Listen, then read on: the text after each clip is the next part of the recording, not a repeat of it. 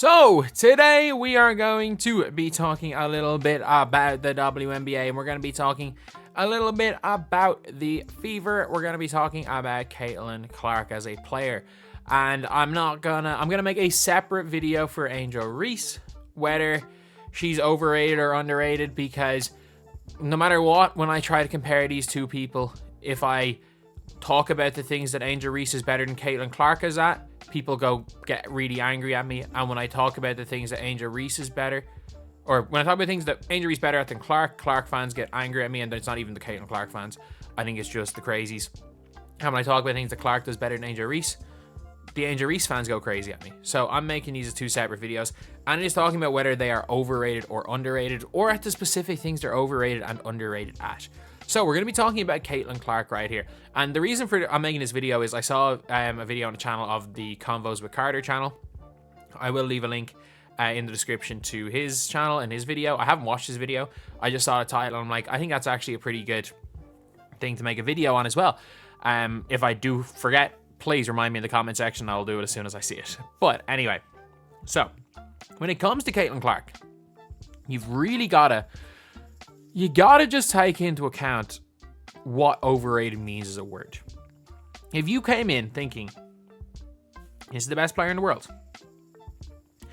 yes, very, very overrated. If that's what you came in thinking, and you expected her to absolutely make a mockery of the WNBA, yeah, very much overrated. She's 100%. If you think that if you expected her to come in and be an MVP candidate straight away, yeah, overrated. Overrated. Like, overrated doesn't mean bad, but if that's what you expected, Caitlin Clark, in every single way, is overrated. But I'm going to just talk about her game in general, and what she's really good at, what she's really bad at, and what maybe did not necessarily translate. And she hasn't been able... It's really, really weird, because I watched more and more of her Iowa clips. She kind of had a nice turnaround over her right shoulder at Iowa. She hasn't gone to once. It does seem like the physicality is getting to her. I'm not saying it's completely nullifying her game, because I think she's been exceptionally good. But the physicality has been getting to her, and her ability to just flat out score, I know she's at 230-point games, but she's also been shut out a few times, is probably a bit overrated, to be honest. I think her scoring has been... A lot of people thinking she was going to lead the WNBA in scoring. I think it's been overrated to an extent, but I also think her passing has been underrated. I think her ability to be a league guard has been underrated. I think she's better at that than people gave her credit for. And I think that what she's best at in the WNBA isn't scoring. I know she can shoot those 30-foot bombs, but I think her best thing is the fact that she creates so much gravity and she frees up so much in transition. I think she's the best transition guard in this league. I think if you put like a Temi Fagbenle who can run with her, you put it players that will run the floor and she can hit them. I think she is the best transition guard in the league, and I think she can lead a team as their like Steve Nash, or their, like, people are calling her the female Steph Curry, but I think the way that she pushes the tempo is probably closer to a female Steve Nash, to a UCLA Lonzo Ball. I think that's closer to what she is than Steph Curry. I know she can shoot the ball from so deep. Heck, Lonzo Ball even released the ball from this side of his head as well. Clark's not as bad. She released it from like here, but it's not here like Lonzo. But Lonzo with the exact same flaws coming into the NBA. And I think that's where Caitlin Clark can kind of struggle, is that she can be scouted out of a game pretty easily. Especially because her team don't help her in any way when she's being blitzed. Like, they don't help her at all when she's being blitzed. So I'm like, they just stand around and watch. And because they stand around and watch, you're watching, you're just like, you just don't know necessarily how much of the mistakes are on Caitlin Clark or how much are on the teammates.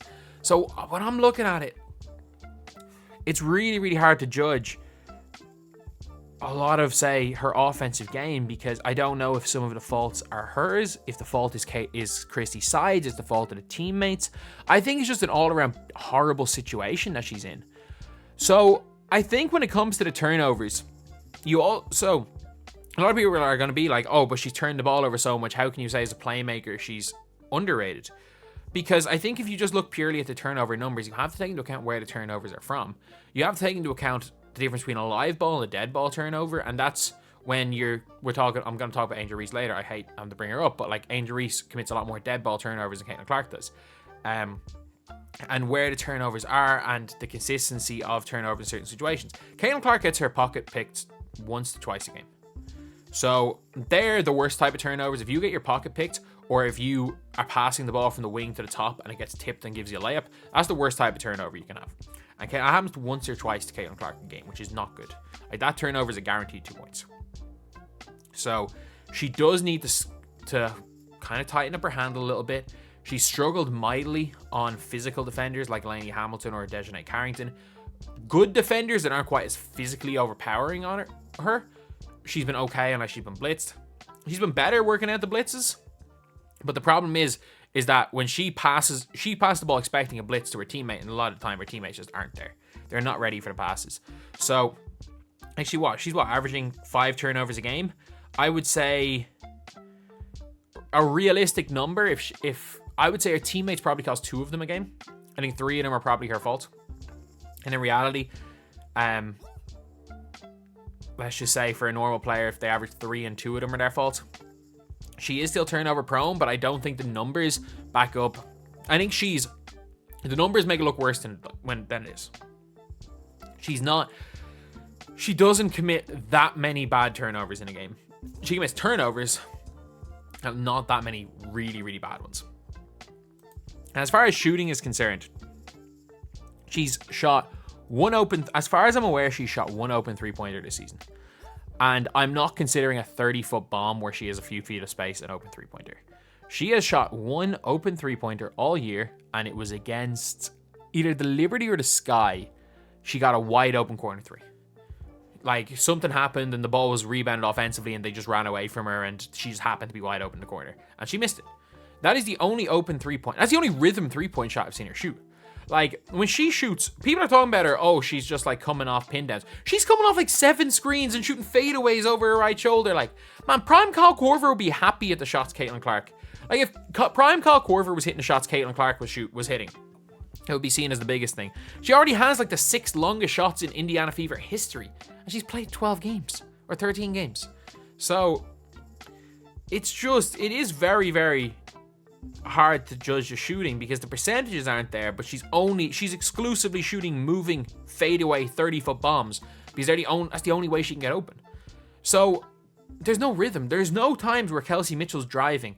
There's help defense. There's a couple of passes and she can catch it in rhythm, like Kelsey Mitchell catches it in rhythm. When Kelsey Mitchell drives, or when Caitlin Clark drives in and the defense collapses, the amount of times it's kicked to the corner, they collapse to the corner, or it's passed to the wing for an open shot for Katie Lou, or an open shot for Alyssa Smith, or an open shot for Kelsey Mitchell or Erica Wheeler.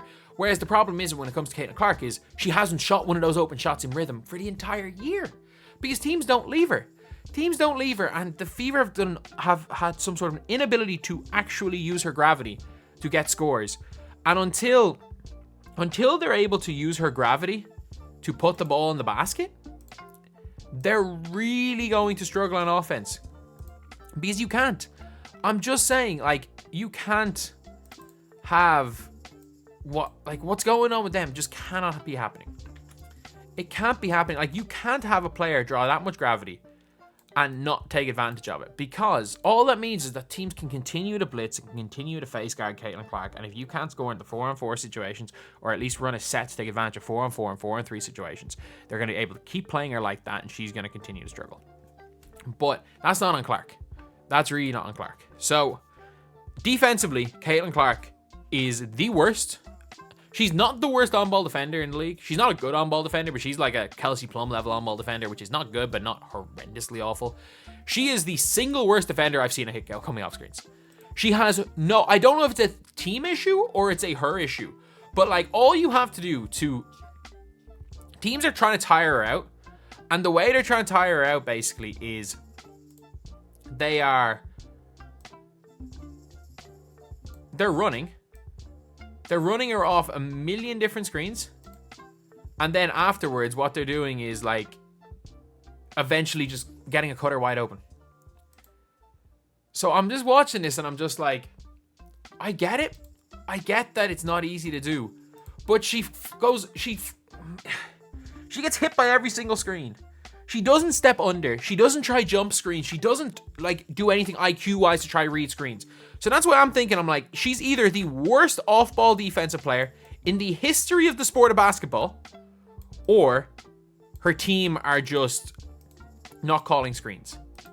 I don't know which it is. It could be one or the other. But on the defensive end, she's targeted more off the ball than she is on the ball. So a lot of people are talking about how bad she is on the ball on defense.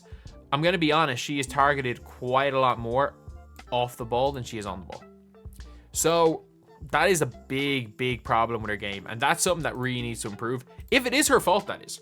Like, if it turns out that that's just like a team not calling out defensive rotations, or her teammates leaving her for dead, which it could be.